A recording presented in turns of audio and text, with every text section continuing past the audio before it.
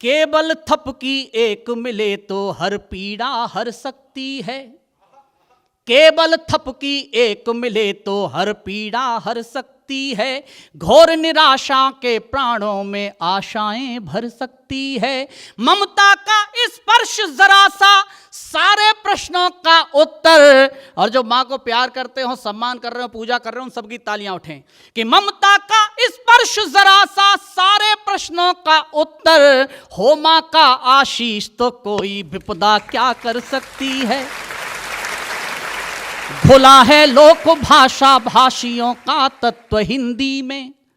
घुला है लोक भाषा भाषियों का तत्व हिंदी में। बसा है दिव्य लौकिक शुभ्र सतदेवत्व हिंदी में। किसी भी देश की भाषा में वो मिल ही नहीं सकता। मिले जो भावप्रद ममता परक अपनत्व हिंदी में। मिले जो भावप्रद ममता परक अपनत्व हिंदी में। लेकिन होता देश में कुछ है।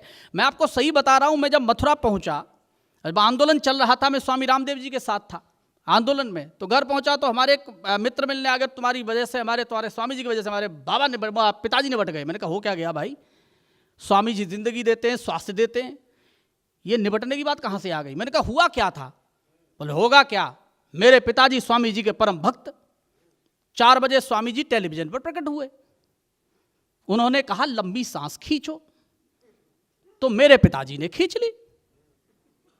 फिर लाइट चली गई। लाइट आई तब तक पिताजी चले गए। और स्वामी जी उस समय कह रहे थे इस तरह सारी बीमारियों का निदान किया जाता है।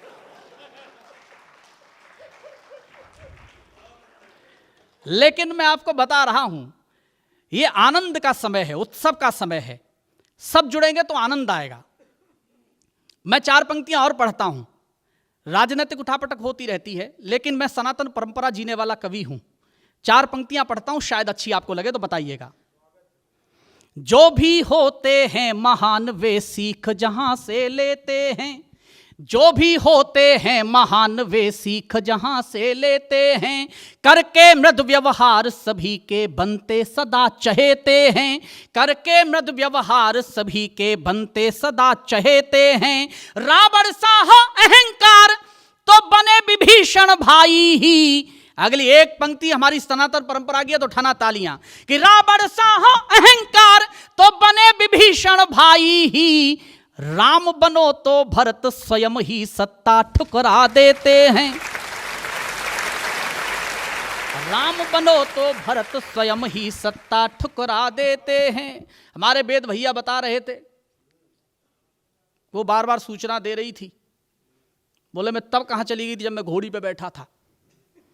ये समस्या इनकी अभी की नहीं है।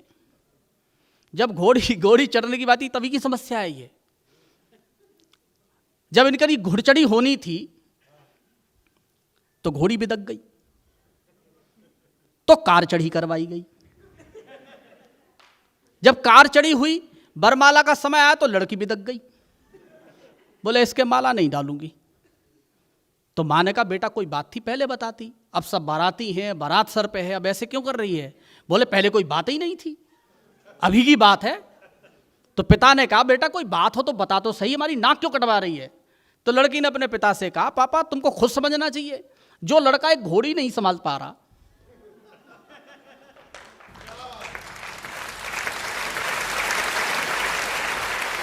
मर्यादा पुरुषोत्तम भगवान श्री राम के मंदिर का शिलान्यास हुआ तो बहुत सारे लोगों ने विरोध किया, जो राम का विरोध कर रहे हैं। एक कवि क्या बोलता है, निष्पक्ष होकर बोलता है, पंक्तियां सुनिए। स्वार्थ सोच में घर कर ले तो जीवन रण हो जाता है। स्वार्थ सोच में घर कर ले तो जीवन रण हो जाता है। अपने ही विपरीत धरा का तब कण कण हो जाता है। अपने ही विपरीत धरा का तब कण कण हो जाता है। ज्ञान बाहुबल या फिर साहस कुछ भी काम नहीं आता। और एक पंक्ति अगर अच्छी लगे तो बताना कि ज्ञान बाहुबल या फिर साहस कुछ भी काम नहीं आता। मन में राम नहीं हो तो ये तन रावण हो जाता है। मन में राम नहीं हो तो ये तन रावण हो जा। नहीं, रहने दो, मुझे पता है वो क्यों आ रहा है। मैंने कहा था मैं वैसे ही पूछ पूछ के काम करूंगा। देखो मैं आपको एक सही बता रहा हूं। आदरणीय विनोद जी बैठे हुए हैं हमारे, मैं चाहता हूं देखिए एक बार विनोद जी के लिए आप ताली बजा दीजिए।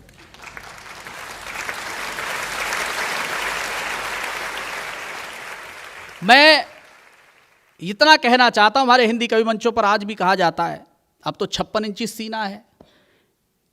अब हटनाएं क्यों होती हैं?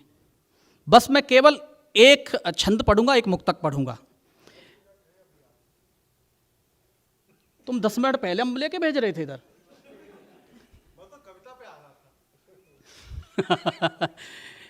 देखो क्या है, अगर तुम कविता समझते तो तुम्हें समझ में आती। मैं पहले भी कविता ही पढ़ रहा था।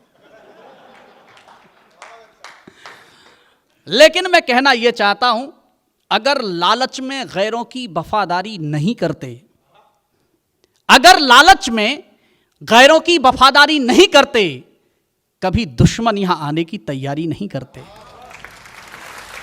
और जितने लोग अब तक खामोश बैठे हैं, मंच का भी समर्थन मिले और आपका भी, क्योंकि मैं सच बोल रहा हूं, अगर लालच में गैरों की वफादारी नहीं करते, कभी दुश्मन यहां आने की तैयारी नहीं करते, गुलामी आज तक हमने कभी भोगी नहीं होती अगर इस देश के कुछ लोग गद्दारी नहीं करते।